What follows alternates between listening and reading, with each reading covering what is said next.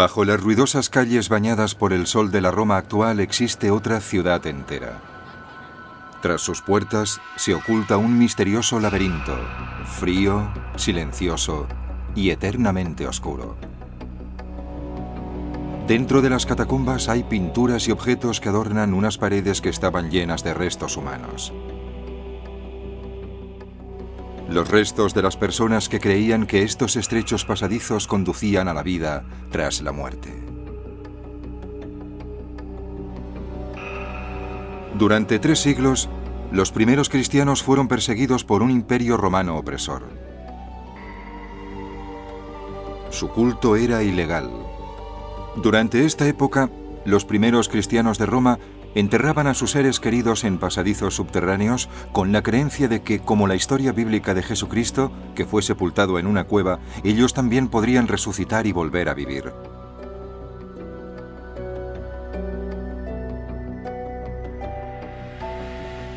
Cuando estas antiguas catacumbas fueron finalmente descubiertas, se encontraron más de 40 cámaras que formaban parte de un elaborado laberinto de túneles entrecruzados en el subsuelo rumano y que contenían casi 5 millones de cadáveres. Al observar esta colección de ciudades ocultas, resulta evidente que los esfuerzos y las esperanzas de sus constructores eran de tal magnitud que convirtieron estos laberintos en una de las grandes maravillas de la humanidad. ¿Quién construyó las catacumbas?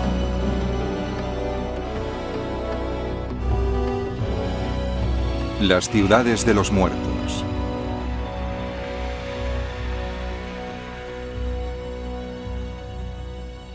Una persona muerta no puede ser incinerada ni sepultada dentro de las murallas de la ciudad. Esto era lo que establecía la legislación romana entre los siglos II y IV después de Cristo. Esta norma estricta sobre cómo disponer de los cadáveres se aplicaba a todos los residentes de Roma. La mayoría de romanos era pagana y optaba por la incineración. Sus cenizas eran conservadas en pequeñas urnas en instalaciones de superficie. Pero los primeros cristianos y los judíos romanos insistían en enterrar a sus muertos. Las vías de las afueras de la ciudad estaban bordeadas de tumbas familiares de ciudadanos ricos. Estas tumbas se llamaban catacumbas, que significa cavidad en griego. El nombre derivaba de las cavidades naturales que bordeaban la Vía Appia, una de las antiguas vías que llevaban y salían de Roma. En estas cavidades se construyó el primer cementerio cristiano al aire libre.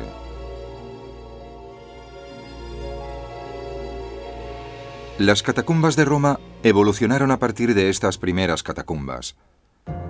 La mayor parte está cerrada al público para proteger sus pinturas murales, ya que la misma respiración humana podría dañarlas irremediablemente. Aunque es probable que este arte funerario fuera creado para entretener a los muertos, hoy nos brinda la posibilidad de echar un vistazo al pasado, una mirada a la vida diaria y a las creencias religiosas de la Roma de los siglos II y III después de Cristo. La construcción de las catacumbas se inició en el siglo II. El paso de los cementerios al aire libre a las necrópolis subterráneas se produjo debido a la falta de espacio. Los primeros cristianos excavaron un inmenso sistema de galerías y pasadizos conectores, uno debajo de otro, unidos por estrechos y escarpados peldaños que descendían hasta 4 pisos de profundidad. Estos pasadizos miden unos 2,5 metros de altura por apenas 1 metro de ancho.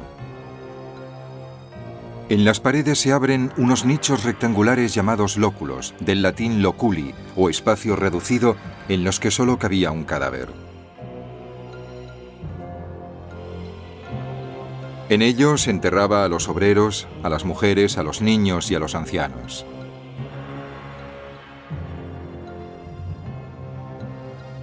Los ricos solían reposar en elaborados sarcófagos de mármol, la sepultura lujosa. Los santos y los mártires que habían muerto por la fe eran sepultados en un arcosolio. Se trataba de un sitio de honor. Consiste en un nicho abierto bajo una forma semicircular tallada en la pared y decorada con figuras simbólicas pintadas.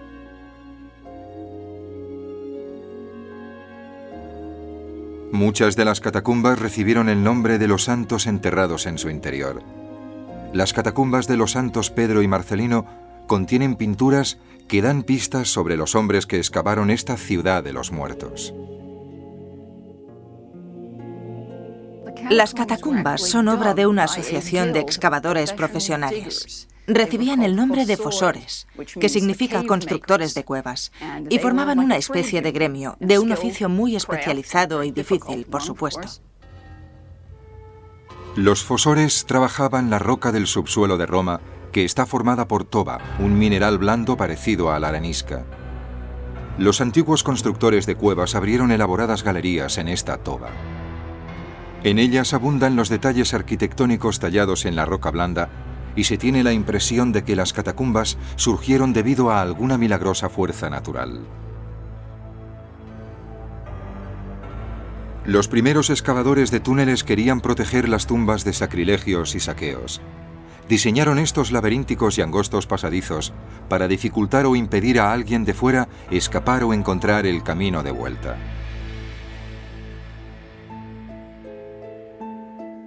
Si le sumas la idea de que el cadáver debe conservarse porque, según el dogma cristiano, se levantará y recuperará su condición humana, la conservación del cadáver bajo tierra, en un lugar en el que sea difícil entrar y que esté protegido de la luz, es más lógica.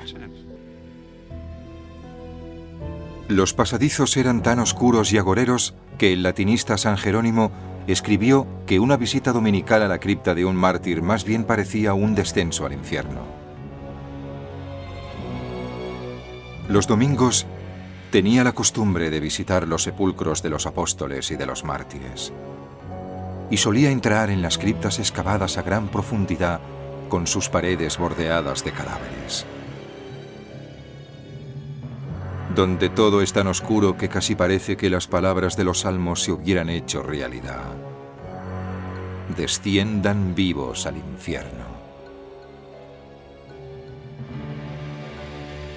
En la actualidad, la sensación que tienen los visitantes no dista mucho de la de San Jerónimo hace más de 1000 años. No se me ocurre ninguna otra experiencia comparable a entrar en una catacumba. Son muy frías. La temperatura desciende de 5 a 10 grados. Hay mucha humedad. Hoy en día se nota un tenue olor a moho en las catacumbas y nada más. Pero lo más asombroso de las catacumbas es la total y absoluta oscuridad. Y el arqueólogo tiene una linterna muy potente, pero en cuanto desaparece de la vista, en cuanto dobla una esquina, es como si no estuviera. Es una sensación de lo más desconcertante. Aquí y allá, la luz, que no entra por ninguna ventana, sino que se filtra desde arriba por unos pozos, acaba con la oscuridad. Pero mientras uno avanza con precaución, las tinieblas lo van envolviendo para sumirlo en el silencio de la noche. La única luz y ventilación naturales de las catacumbas provenía de unas pequeñas aberturas en el techo llamadas lucernarios. A través de los lucernarios también se bajaba el agua para mezclar con el polvo de toba y preparar así la argamasa necesaria para sellar los nichos. La importancia social y espiritual de la muerte para los primeros cristianos daría lugar a más de 2 siglos de construcción de catacumbas. La persecución religiosa y algunas enfermedades como la peste garantizaban una elevada tasa de mortalidad en Roma. No escaseaban los difuntos cuyo último deseo era ser sepultados bajo la ciudad en las catacumbas.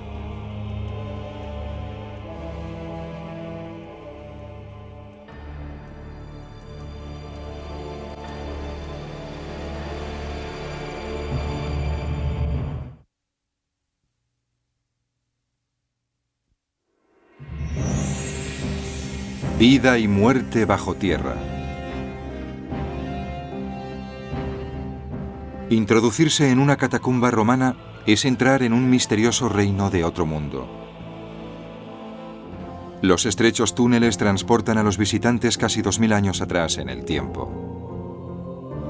Es probable que las primeras catacumbas construidas durante el siglo I después de Cristo fueran cementerios elitistas de familias nobles que se excavaban una tumba bajo sus propias tierras. Posteriormente, se ampliaron para poder enterrar a sus hermanos cristianos, así como a los romanos judíos y otras personas que repudiaban la práctica de la incineración. Pero en los siglos II y III fue cuando las catacumbas adquirieron toda su importancia como necrópolis para los fallecidos que eran considerados santos y mártires. Muchos de los mártires habían muerto a manos de turbas romanas. ¿Con qué frecuencia nos ataca una turba hostil, evitando los tribunales regulares? En su furia desenfrenada, ni siquiera respetan a los cristianos ya fallecidos, sino que profanan sus cadáveres. Muchos de los primeros cristianos no encontraron la muerte a manos de una turba, sino en lugares como el Coliseo y el histórico Circus Maximus. En ellos, como parte de la persecución reinante, algunos cristianos prefirieron morir en las garras de un león antes que renunciar a la fe. Otras veces eran obligados a luchar contra gladiadores. Este espectáculo era la mayor diversión de Roma. Como resultado, las catacumbas se llenaron de mártires y santos. El período de los primeros cristianos está tan envuelto de leyenda que no siempre sabemos con exactitud qué hicieron estas personas para merecer ser consideradas santas. Pero es probable que fuera algo heroico y que los romanos las asesinaran en alguna persecución. Es probable que estas personas sufrieran un martirio y murieran por su fe, y que por este motivo sean santas. Entre los santos enterrados en las catacumbas se encuentra San Pablo. Pablo fue quien divulgó la creencia en la resurrección entre los primeros cristianos. Si Cristo no resucitó, vuestra fe es vana. Cristo resucitó como primicia de los que durmieron.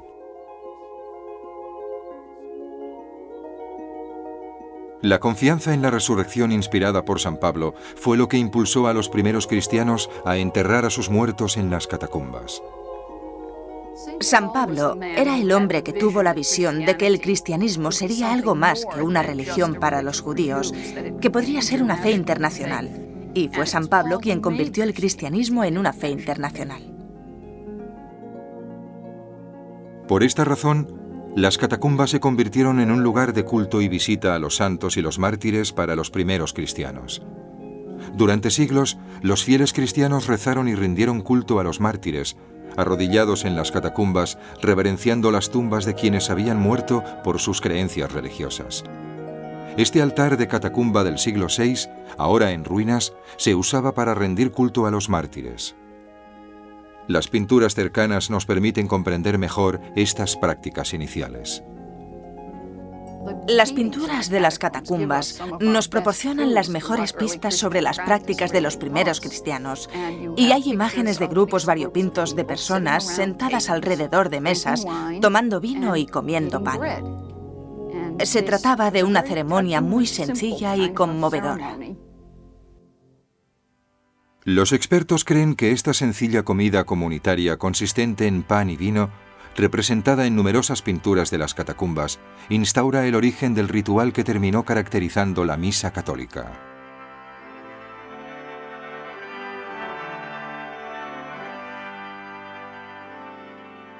Las creencias que los primeros cristianos expresaron en el arte de sus catacumbas eran revolucionarias y al final fueron adoptadas por la mayoría del mundo.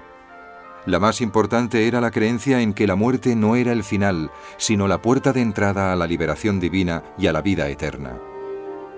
La historia bíblica de Lázaro, que volvió milagrosamente a la vida al tocarlo Jesús después de 4 días en la tumba, aparece en numerosas paredes de las catacumbas. Una pared de la catacumba Priscila ilustra el relato bíblico de los 3 jóvenes que Nabucodonosor lanzó al fuego. Eran 3 muchachos hebreos a los que el rey de Babilonia había lanzado a un horno en el exilio y cautiverio hebreo en Babilonia, y que no se quemaron gracias a la intervención de Dios. De modo que esta es una de las maravillosas imágenes arquetípicas de la salvación de las garras de la muerte que abundan en el Antiguo Testamento y que los cristianos utilizaron como símbolos de su propia salvación. Dios nos salvará del mismo modo que salvó a los 3 muchachos hebreos del fuego del horno de Babilonia. Curiosamente, los primeros cristianos eran reacios a representar directamente a Jesucristo en las paredes de las catacumbas. Pero casi todas las catacumbas de Roma contienen una curiosa imagen, la del buen pastor. El buen pastor puede entenderse, en cierto modo, como una metáfora de Cristo que refleja la que él mismo usaba en los evangelios. Él se describía como un buen pastor. El uso del buen pastor en las catacumbas cristianas es una forma de representar a Cristo implícitamente. En estas paredes aparecen animales de todo tipo, como el pavo real, que era considerado un símbolo de renacimiento y vida eterna. Las catacumbas también estaban decoradas con imágenes de jardín. El jardín es uno de los principales temas del arte funerario pagano de la antigüedad, adoptado por los cristianos. Se creía que el más allá era un hermoso jardín donde encontraríamos todos los placeres de esta vida. Y las imágenes de las catacumbas cristianas incluyen muchos de estos temas de jardín. Encontramos pájaros, flores, espalderas, arquitectura de jardín, descripciones de las estaciones, de los cielos. Los primeros cristianos tomaron voluntariamente símbolos y elementos mitológicos griegos y romanos para inspirarse en las catacumbas. En muchas paredes aparece Hércules, el gran héroe mitológico famoso por su valentía y su fuerza. Aquí, Hércules está matando a la hidra de Lerna, a la que le brotaban 2 cabezas por cada una que perdía.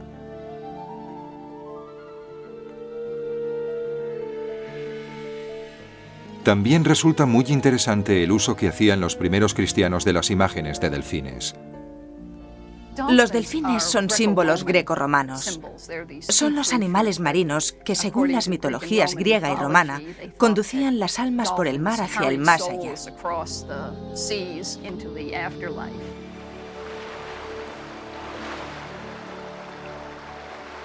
La ceremonia funeraria era el inicio de este viaje al más allá.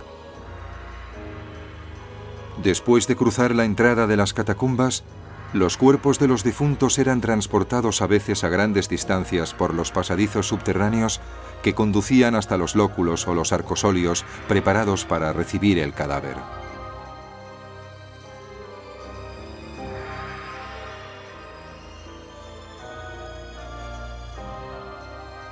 Los cadáveres no se embalsamaban en las catacumbas. Se envolvían en un sudario y se situaban en estos nichos, muy poco profundos, en la pared. Y después se sellaban las tumbas con placas de piedra o de arcilla.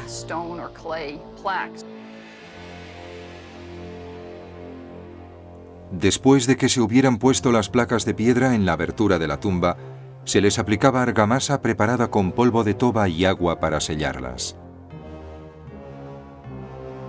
Y encima se colocaba una inscripción para identificar al difunto y desear su descanso eterno.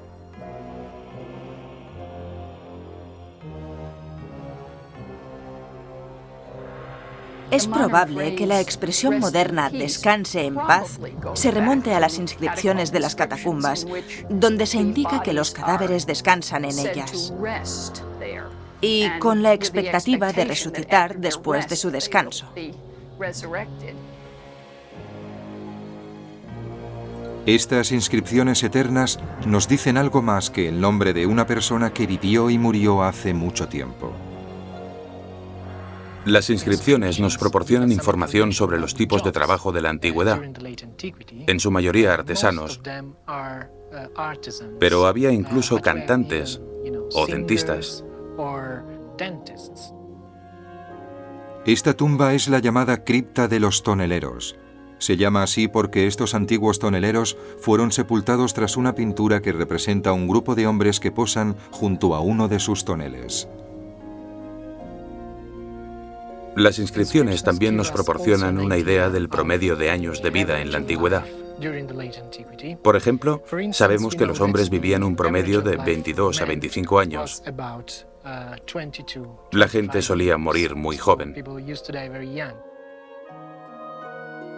Como veremos, incluso la muerte de un niño se convertía en un monumento a la antigua creencia de la vida tras la muerte.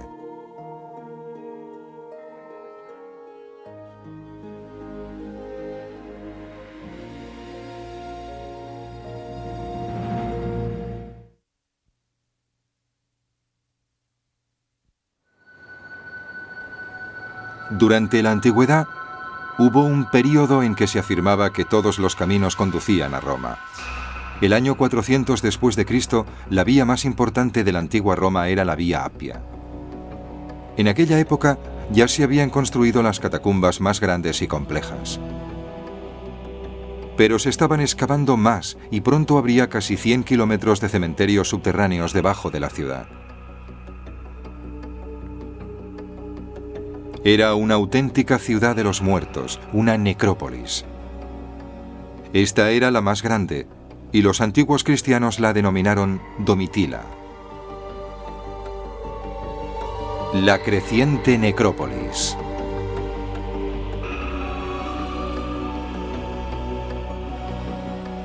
La catacumba de Domitila recibió este nombre por la sobrina del emperador Domiciano, que gobernó durante el siglo I. Es probable que la excavación de la catacumba de Domitila se iniciara en ese siglo y se prolongara más de 200 años. Todavía pueden verse en ella las marcas de los picos de los fosores o excavadores. Esta es la tumba de Diógenes, el excavador, y aunque su retrato se ha desvanecido, este esbozo se hizo antes de que desapareciera por completo en el siglo XVIII. Fue sepultado aquí, en Domitila, la catacumba que había ayudado a excavar. En sus paredes también aparece la imagen de marineros enterrados en ella. Quizás estas almas voluntariosas tripularan las naves que remontaban el río Tíber desde la antigua ciudad portuaria de Ostia para llevar cereales y otras mercancías a Roma.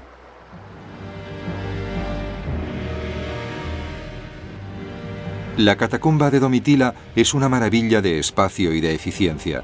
Con 4 o 5 lóculos excavados uno sobre otro en la catacumba, hay por lo menos 10 tumbas amontonadas en las paredes cada 2 metros de pasadizo subterráneo. A finales del siglo V había 750.000 personas enterradas en los túneles de las catacumbas que rodeaban la antigua Roma.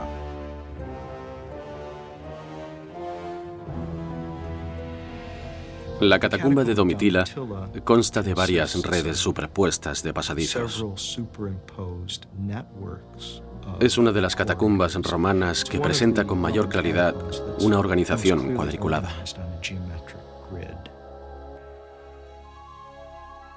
Domitila es inmensa. Hay más de 12 kilómetros de galerías y pasadizos funerarios que los arqueólogos han explorado y trazado en mapas.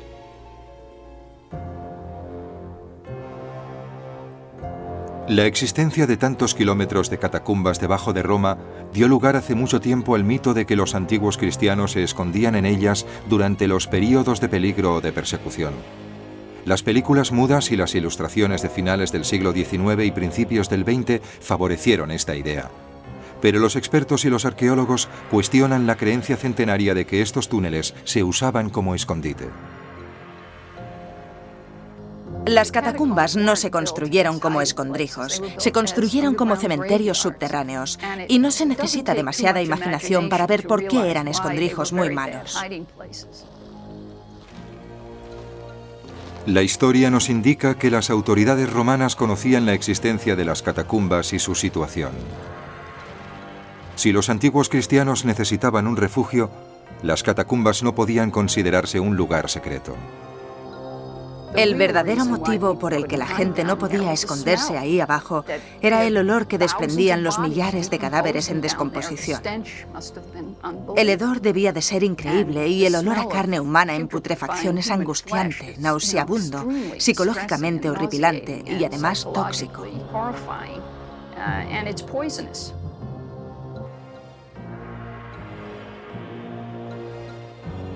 Aunque no se escondían en las catacumbas, parece que los artesanos y los pintores las habían poblado para decorar estas elaboradas cámaras mortuarias. Pero sigue formulándose una pregunta sin respuesta. ¿Por qué?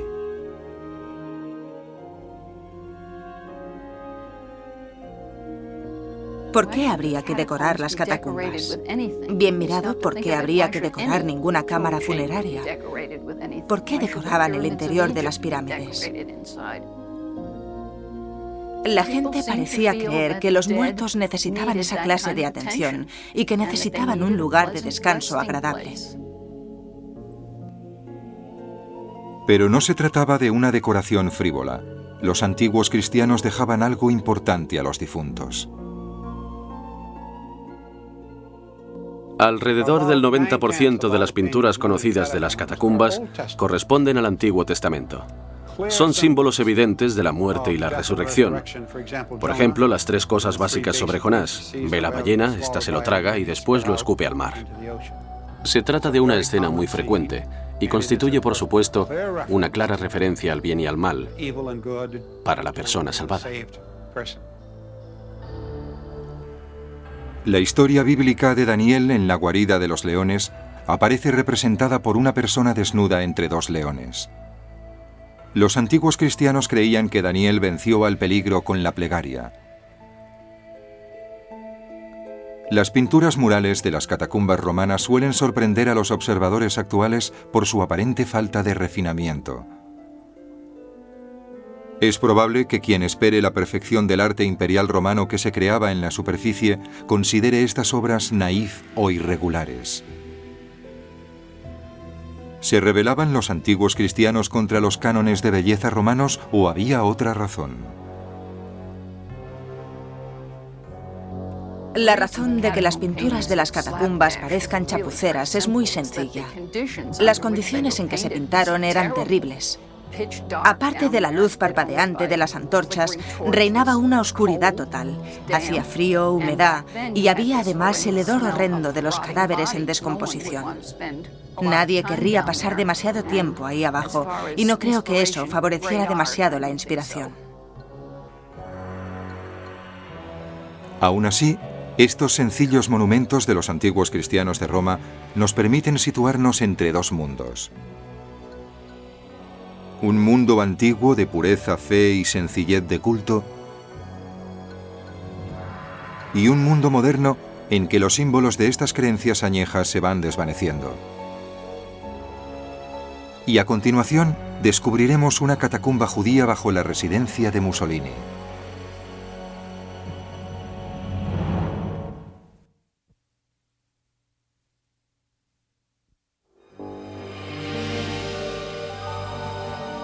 Mientras entre los siglos II y IV se estaba construyendo el mundo misterioso y legendario de las catacumbas en la roca blanda del subsuelo de Roma, otros pueblos remotos construían monumentos a sus creencias y estilos de vida.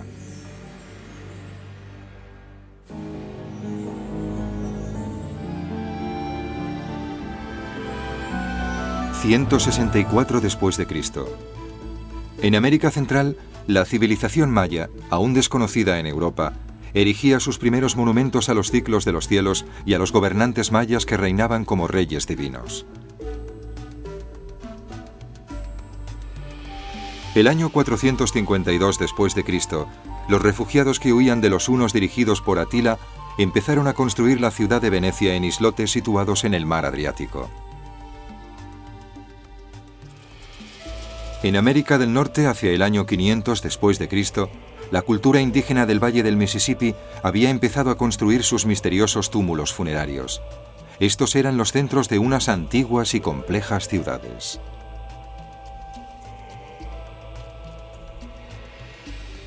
En Roma, la peste se cobró millares de vidas entre los años 164 y 180 después de Cristo. La necesidad de más espacio funerario incitó una ampliación de las concurridas catacumbas bajo la antigua ciudad.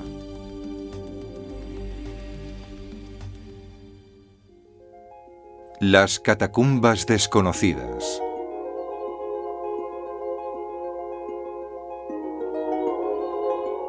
Al mismo tiempo que los antiguos cristianos de Roma construían un laberinto de túneles bajo su ciudad, otro grupo de catacumbas se construía y se extendía. Eran las catacumbas de los judíos romanos. Bueno, en Roma encontramos judíos desde el año 160 a.C., por lo menos. La primera noticia que tenemos históricamente de su presencia es la de un emisario romano que Judas Macabeo envió a Roma para conseguir ayuda para la guerra contra Siria. Después llegaron más judíos procedentes de Alejandría, que era un gran centro judío en el Egipto romano.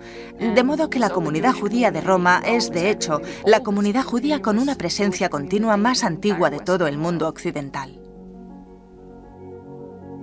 Las principales catacumbas judías son las de Via Torlonia en el norte y la de Via Randamini, que se encuentra bajo la Vía Appia Antica, donde se localizaron las catacumbas funerarias más antiguas.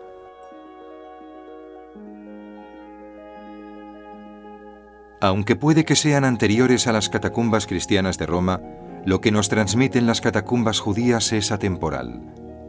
Los símbolos que adornan las paredes y los techos de estos cementerios subterráneos indican que, como sus equivalentes cristianas, mezclaban la cultura popular como personajes de las mitologías griega y romana con menorás y otros tradicionales emblemas del judaísmo. La decoración de las catacumbas judías son exactamente lo que cabría esperar. Antiguo Testamento. Preponderancia de los símbolos judíos básicos, la menorá sobre todo, pero también otros, y figuras de Moisés. En las catacumbas judías no cristianas son habituales las escenas de dioses y diosas, y a veces de la vida cotidiana. Es muy importante ver que la construcción de una catacumba no es algo de origen cristiano.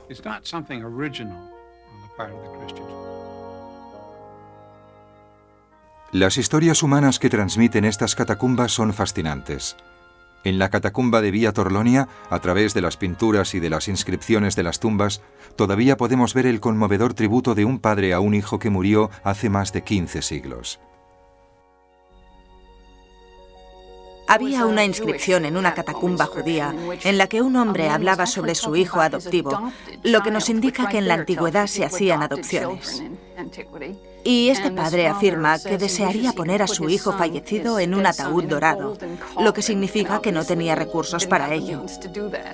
A continuación, dice que era un niño muy dulce, incomparable, y parece que murió ayer.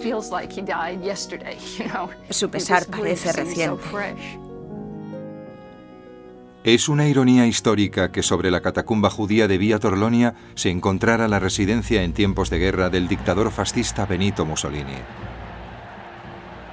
Durante la Segunda Guerra Mundial, mientras declaraba extranjeros a los judíos italianos, el duce vivía sobre un cementerio judío que tenía casi 2000 años de antigüedad.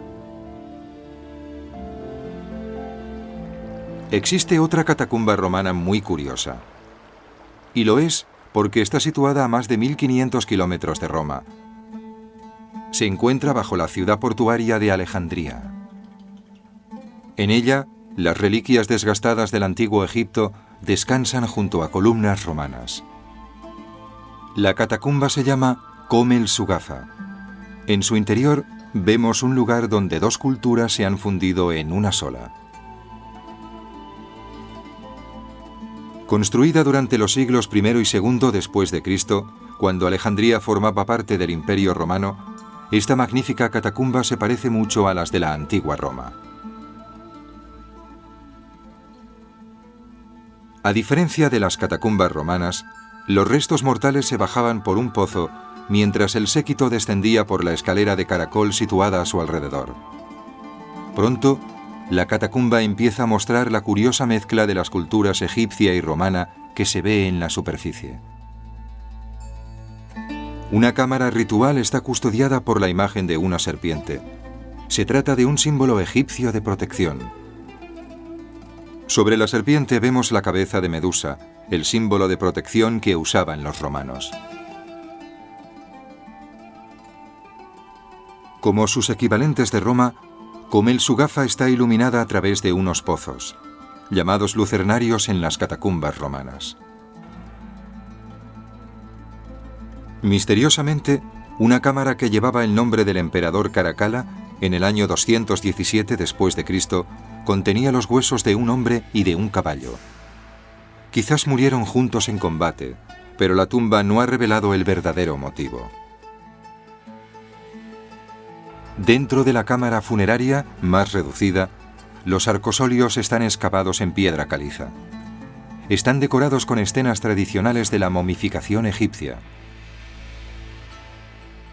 A cada lado del nicho funerario hay unas curiosas estatuas romanas. Las figuras de un hombre y una mujer ricos que fueron sepultados aquí nos miran con sus antiguos ojos de piedra. No se ha conservado ninguna inscripción que nos informe sobre quiénes eran estos romanos ni sobre qué los llevó a Alejandría. No llegarían a saber que los cementerios subterráneos tenían los días contados. En el año 313 después de Cristo, Constantino el Grande decretó que el cristianismo se convirtiera en una religión legal del Imperio Romano. Al mismo tiempo, la práctica de los entierros subterráneos fue disminuyendo.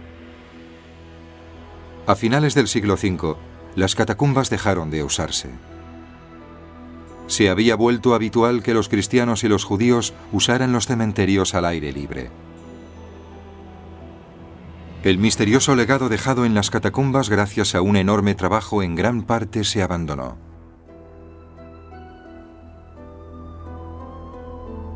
Las razones por las que se abandonaron las catacumbas son casi tan misteriosas como las que llevaron a que se construyeran. Hay quien afirma que una vez se legalizó el cristianismo, ya no había motivo para efectuar entierros subterráneos. Otro hecho misterioso es que en el siglo IX las catacumbas no solo habían sido abandonadas, sino que los fieles las habían olvidado por completo. En la Baja Edad Media, los huesos habían empezado a desaparecer. La causa no era la resurrección divina, sino el saqueo. La práctica de robar huesos de las catacumbas estuvo, por desgracia, muy extendida en la Edad Media. De hecho, en la Edad Media se vaciaron de huesos kilómetros de pasadizos de las catacumbas, motivo por el cual, al visitar hoy en día la mayoría, no vemos ningún hueso, porque hace mucho tiempo se los llevaron como reliquias.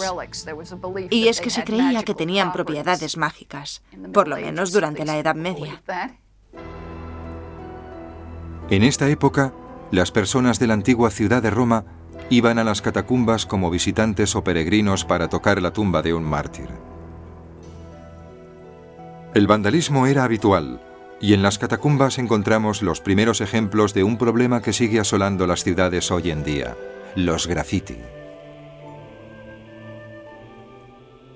Los peregrinos solían firmar con su nombre las paredes cercanas a las tumbas de los mártires y decir que habían estado ahí. Y a veces hay graffiti que ponen cosas como «Rezad por mí, por favor».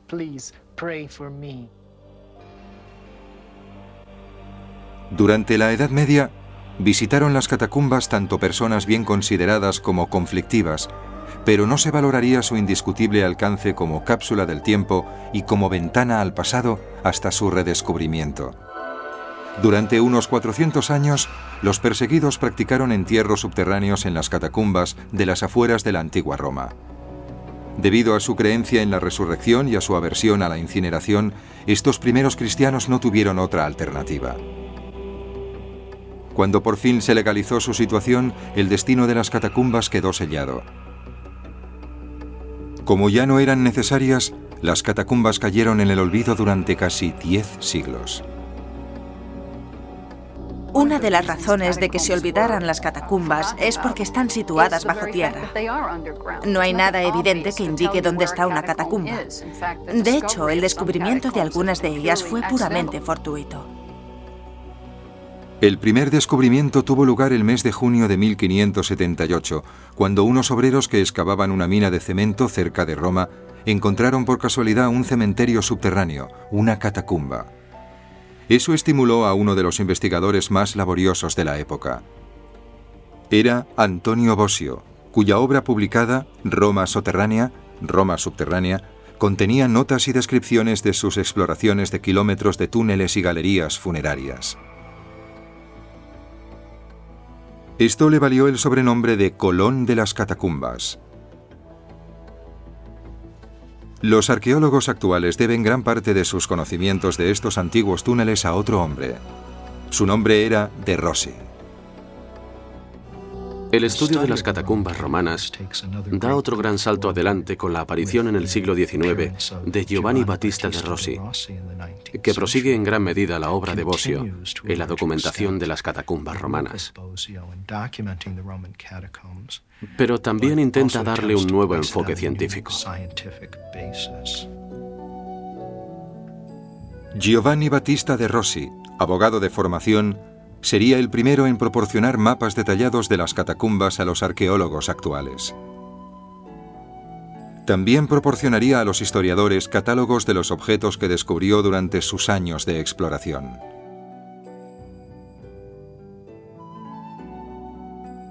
La obra de Rossi nos permite comprender mejor el uso de los objetos ceremoniales en las catacumbas.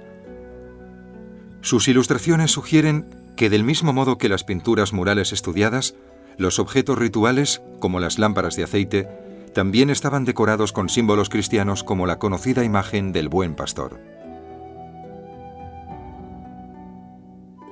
De Rossi también describió el proceso de sellado de cerámicas o vasijas con aceites fragantes en los lóculos, depositados junto a los difuntos. Otras investigaciones revelaron que en la argamasa de las tumbas solían colocarse recuerdos de la vida y obra de los fallecidos. De los casi 100 kilómetros de catacumbas que se cree que existen bajo la actual ciudad de Roma, solo se han explorado unos 65. El descubrimiento más reciente tuvo lugar en 1955, durante la construcción de un edificio de pisos. Esta catacumba, llamada Vía Latina por la antigua vía romana situada sobre ella, es pequeña para los estándares romanos, pero está tan bien conservada y tan lujosamente decorada que se ha convertido en un museo de la cultura del siglo IV. Su tamaño y su arquitectura han llevado a los estudiosos a especular sobre sus constructores. La catacumba consta de dos pasadizos principales que conectan una serie de cámaras con formas arquitectónicas muy diversas: hexagonal, cuadrada, rectangular, redonda, elíptica, y pintadas con temas tanto cristianos como no cristianos. Puede que se tratara de una iniciativa privada organizada por una familia o por un grupo de familias para su uso particular, y representa sus inquietudes particulares. Pero, ¿quién era esta gente? Las pinturas murales de Vía Latina son reveladoras. Estos fragmentos de una cultura antigua nos muestran las creencias de una época remota más sencilla. Observar estas paredes es contemplar el pasado. Esta imagen de Vía Latina permite a los observadores comprender qué podría haber enseñado un médico del siglo IV a sus alumnos. Se ha bautizado como la lección de anatomía. Mientras el médico, vestido con una clámide, señala un cadáver, él y sus alumnos alzan la vista como si observaran el alma que se va en lugar del cuerpo sin vida. Plasmados en esta postura, parecen estar fascinados por la vida y la muerte.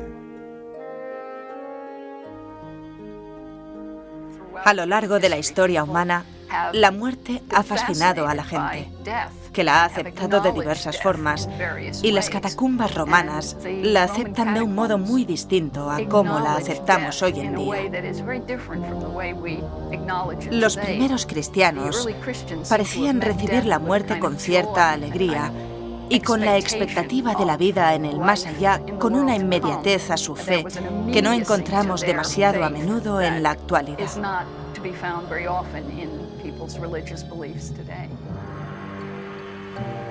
Los dos mayores misterios de la vida humana son el nacimiento y la muerte. Quizás no sepamos nunca mucho más sobre estas personas tan distantes en el tiempo, pero observar el mensaje que dejaron en las catacumbas puede ayudarnos a comprendernos mejor a nosotros mismos.